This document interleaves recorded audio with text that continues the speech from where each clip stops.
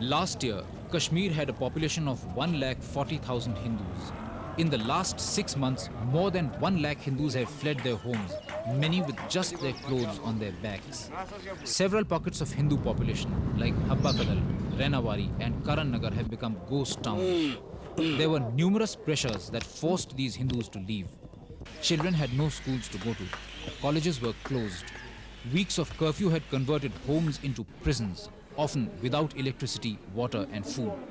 But most of all, it was the tension of being a minority in an increasingly fanatical atmosphere, where the very air they breathed was laden with violence and fear. They have left secure jobs, sometimes of 20 years, established businesses running for generations, and even properties and orchards to a blank, uncertain future with marginal help from the government. Why, they ask, should we be refugees in our own country? हम डर गए उन लोगों से, फिर हमने सब सामान उठाकर यहाँ आए हैं. Suddenly, her mother, who was sitting next to her, began to weep. दुखी इसलिए है कि इसकी 3 बेटियां हैं, बड़ी बेटियां हैं. मैं भी इसकी एक बेटी हूँ. ये इसलिए रोती है. हम क्या करेंगे?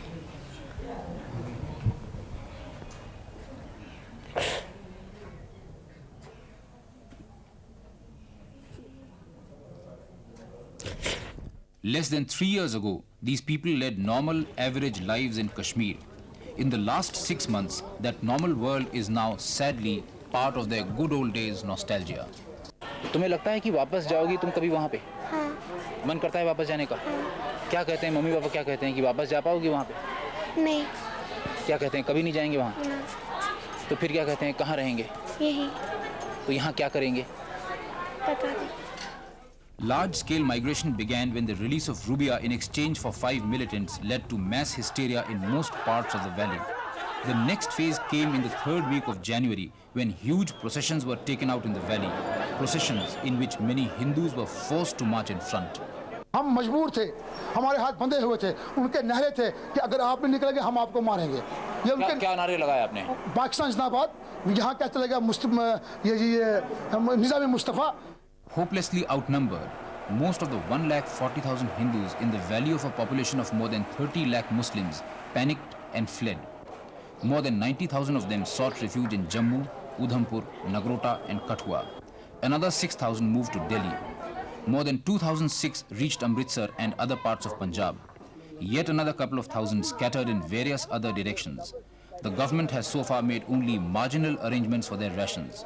A large majority of them have not found accommodation in the limited number of camps set up by the government. मुझे पहले भी थ्रेटनिंग आ रही. अब आप वापस जाएंगे कभी? नहीं, मैं नहीं जा सकता.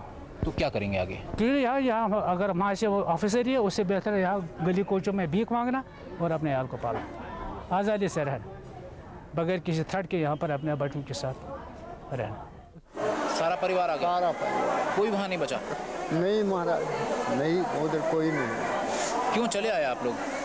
जब वहाँ पर ऐसे सब लोग आ गए तो हम भी आ गए.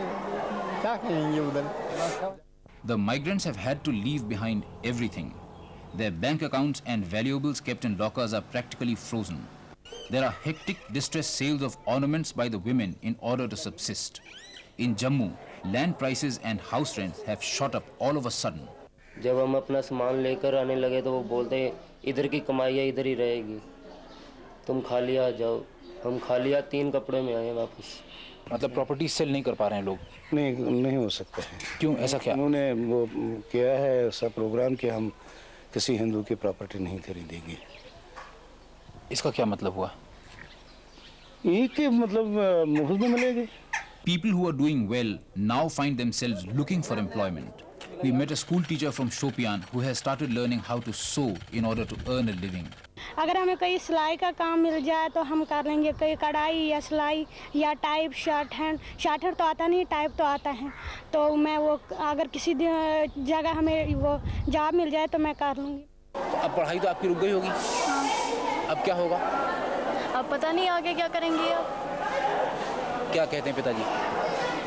पिताजी तो कहते हैं अब ऐसे ही बैठना है. Kashmiris in the valley have now begun to feel the economic pinch. In contrast with the prolonged bunds witnessed earlier, There is now an urge to open shops even in the brief periods of relaxation of curfew. हम देखेंगे कश्मीर को हम छोड़ेंगे नहीं। क्यों छोड़ेंगे कश्मीर को? वो हमारा खून है, हमारी मातृभूमि है। क्यों छोड़ेंगे? जो वहाँ पर पाकिस्तान मांगे हम उसको उठा के पाकिस्तान में फेंक देंगे, मगर पाकिस्तान वहाँ पर बनने नहीं देंगे। The common crime of all the 1 lakh Hindu migrants from the Kashmir Valley is that they are Indians, that they are not part of the revolt by a large mass of the Muslim population of Kashmir who are crying for secession. वहाँ के ऐसे से है कि जो भी भारत का नाम ले लेगा उसके लिए वहाँ गोली है। हिंदू को बुरी नज़र से ज़्यादा देख रहे हैं, सिख को भी देखते हैं मगर कम। वहाँ पे डिसाइड कि जिस घर में हिंदुओं को जो भी टेनेंट्स रखेगा वहाँ पे बॉम्ब ब्लास्ट हो जाएगा। तो क्या नाम डिसाइड कि when my parents went decide कि आप क्या यहाँ करने आ गए हो, खुद भी मरोगे हमें भी मरवाओगे। हिंदू जो भी है वो हिंदुस्तानी है, वो कैसे बर्दाश्त करेगा कि भाई पाकिस्तान है या आज़ादी है। अगर आज़ादी वहाँ हो भी जाए तो वो सारे हिंदुओं को क्रैश करेंगे, जैसे पाकिस्तान में वहाँ हिंदुओं का नाम निशान ही नहीं है। बिल्कुल, हिंदू को वो अपने जान से दुश्मन समझते हैं। ये तो एक प्रोपेगेंडा है कि हम आपको कुछ नहीं करेंगे, वो है। लेकिन दरअसल जो है इन द लॉन्ग रन जो है वो या तो उनको कन्वर्शन करेंगे या तो उनको मार डालेंगे। लेकिन मुझे नहीं लग रहा कि कश्मीरी का खून इतना गंदा है, वो किसी कश्मीरी पंडित को जबरदस्ती करेंगे, ये हो ही नहीं सकता। Ironically, the Hindus did not want to leave but left. The nation did not want the exodus to happen but couldn't prevent it. And even the Muslim fundamentalists tried to stop the Hindus from vacating the valley but couldn't succeed. They wanted the Hindus to stay back because they feared the administration had tipped off the Hindus to sneak out so that a massive crackdown became possible. मैं तो जा रहा हूँ सड़क पर, कोई आएगा इतना सा बच्चा बोलता है, गाली बहन की गाली देता है, माँ की गाली देता है, उसको क्या कहेंगे? कहने के लिए उसको कोई यहाँ से रिटर्न तो आंसर नहीं दे सकते। Although there was widespread demoralization of the Hindu migrants, there were sparks of aggressive feelings too. हमसे कोई टक्कर लेगा तो हम उसको छोड़ेंगे नहीं, उससे ऐसा बदला लेंगे। क्या करेंगे, बदला लेंगे क्या? उससे बदला लेंगे जैसे आज उन्हें हमको किया है, हम उनको परसों हिंदुस्तान से ही भगा देंगे। उन्होंने हमें सिर्फ कश्मीर से भगाया, हम उन्हें सारे पूरे जहां से खत्म कर देंगे। It is true that Kashmiri Pandit girls have been special targets of verbal harassment in the valley, although stories of their frequent molestation are highly exaggerated. मुसलमानों का हिंदू लड़कियों की तरफ कैसा सलूक था? अच्छे सलूक। कोई बुरा सलूक नहीं किया? नहीं। कोई बात उन्होंने कही हो जो बुरी लगी हो? नहीं। कुछ बुजुर्ग ये कहते हैं कि लड़कियों के साथ बुरा सलूक करते हैं और ये कहते हैं कि हम लड़कियों को रख लेंगे यहाँ पे और पंडित लोग चले जाओ, लड़कियाँ छोड़ जाओ अपनी, हम पाकिस्तान बनाएंगे। नहीं। ऐसा नहीं है? नहीं। ये लोग झूठ बोल रहे हैं? हाँ। अभी तक ऐसा कोई बुरा सलूक नहीं हुआ, तो यानी वो लोग झूठ बोल रहे हैं? नहीं, कोई बात सच होगी, कोई बात झूठ होगी। There are reports that mullahs from other parts of the country have gone and taken positions in mosques in the valley. Islamic fundamentalism has registered a higher pitch. We went to Anantnag, which had witnessed organized communal riots in 1986, in which several places of worship were destroyed. A large number of Hindus had migrated from here then. Most of them have fled now. We talked to a Hindu surrounded by his Muslim neighbors. अगर खाली freedom होता, भाईचारा होता तो तब तो हम कहते कि ठीक है, लेकिन थोड़ा हम उससे डरते हैं कहीं अगर इस्लामिक रूल हो जाए तो हमें रिलीजियस फ्रीडम मिल जाएगी नहीं। आप भी भागेंगे क्या? अगर ऐसा हो गया कि माहौल ख़राब ज़्यादा हो गया तो नेचुरली हमको भागना पड़ेगा। तो ऐसा आप कब मानेंगे कि माहौल ख़राब हो गया? वैसे माहौल बहुत ख़राब हो चुका है, यहाँ पे 98% भाग गए Hindu. It was in Shopian, a small town where 2 days after the release of Rubia Sayyed, a mob affected by mass hysteria had burned down a place of worship, attacked the Hindus and destroyed their properties. मंदिर को क्यों जलाया ये भी मैं आपको बताऊं, ये एक कोइंसिडेंस है कि मंदिर की इमारत में ही इंटेलिजेंस ब्यूरो के आदमी रहते थे, तो एक्चुअली निशाना उनका वो था। तो जब आग कहीं पे लगती है, जो कुछ भी आसपास हो वो सब लपेट में आ ही जाता है। This time in Shopian, the news track team was surrounded twice by this mob, militant and ready to kill.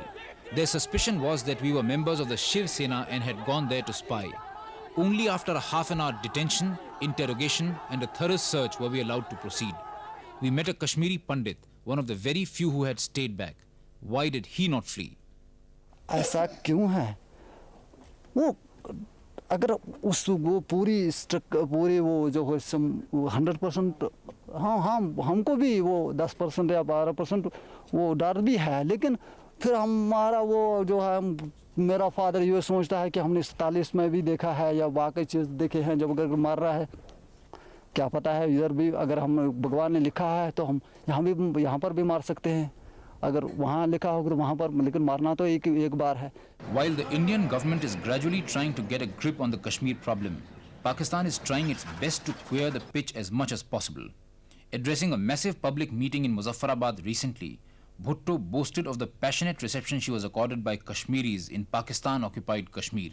Hindustan का वज़ीर-ए-आज़म अगर मकबूजा कश्मीर जाए तो वहाँ के अवाम उनके लिए बाहर निकलेंगे? बिल्कुल नहीं, सवाल पैदा नहीं हो सकता है कि उनके लिए निकलेंगे. मैं चैलेंज देती हूँ कि अगर वो समझते हैं कि अवाम प्लेबसाइट नहीं चाहते तो फिर जा करके देख ले, वो जगमोहन का जगमोह हदहद हो जाएगा. Benazir Bhutto, as you know, has been training her guns against me personally. She had been shouting from the housetops and get out Jagmohan, somehow or the other.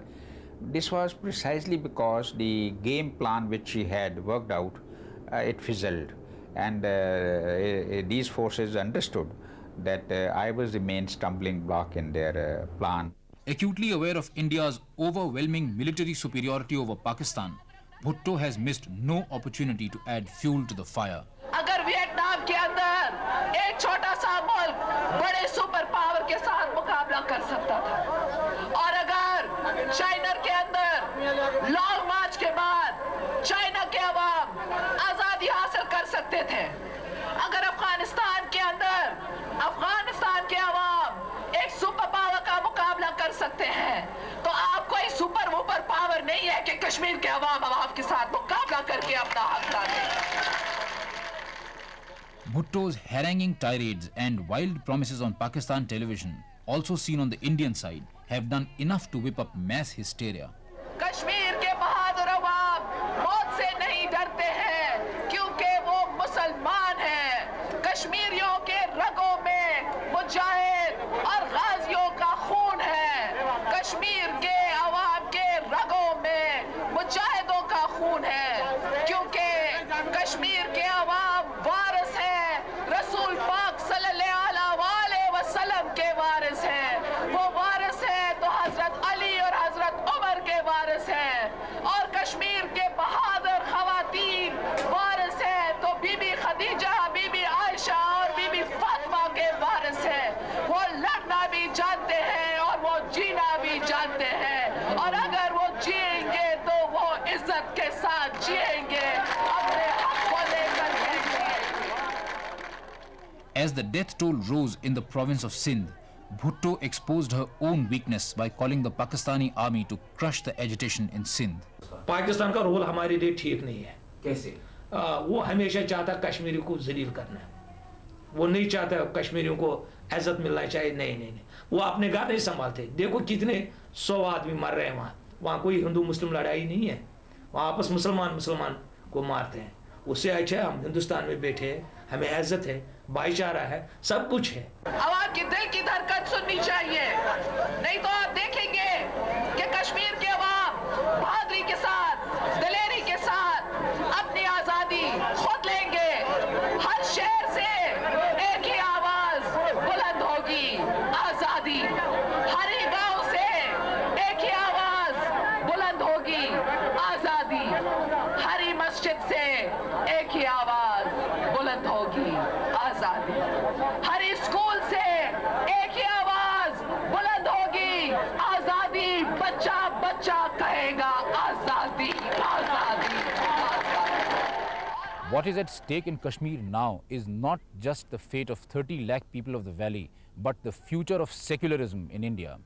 What we have to guard against now is the possibility of an impending danger. That Kashmir that could once be offered as an example of communal harmony could now become responsible for the breakdown of the secular fabric of the country. There should be no hesitation in taking the strongest possible measures to prevent that from happening.